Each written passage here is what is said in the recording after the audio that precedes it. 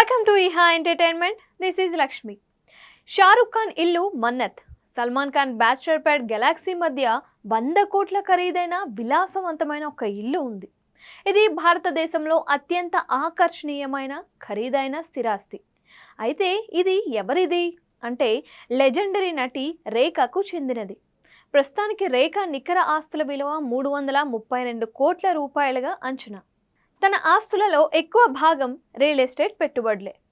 బసేరా భవంతి విలువ 100 కోట్లు. చాలా సంవత్సరాలుగా సినిమాల్లో నటించిన రేఖ ప్రస్తుతం ఏ లిస్టర్లలో సగం మంది కంటే ఉత్తమంగా ఆర్జిస్తోంది. బసేరాలో ఎంతమంది నివసిస్తున్నారు అంటే ఈ ఇంటిలో నటి రేఖ మాత్రమే నివసిస్తోంది. బసేరాలో ఎంతమంది నివసిస్తున్నారు అంటే ఈ ఇంటిలో నటి రేఖ మాత్రమే నివసిస్తున్నారు. దీని విలువ 100 కోట్లు ఉంటుందా అంటే ఖచ్చితంగా ఉంటుంది. అరేబియా సముద్రం ఎదుట సెలబ్రిటీలతో నిండి ఉన్న విలాసవంతమైన ప్రాంతంలో ఈ ఇల్లు ఉంది కనుక దీని విలువ భారీగా పెరిగింది. ఒకప్పటి రాజకోటను తలపించే ఈ ఇంటి వెల దశాబ్దాలుగా పెరుగుతూనే ఉంది. బసేరా సీ ఫేసింగ్లో ఉండడంతో పెద్ద కిటికీలు సముద్రపు గాలిని సంగ్రహిస్తాయి. ఈ ఇంటి లోపల నిర్మాణ శైలి నిస్సందేహంగా రాజరికాన్ని తలపిస్తోంది.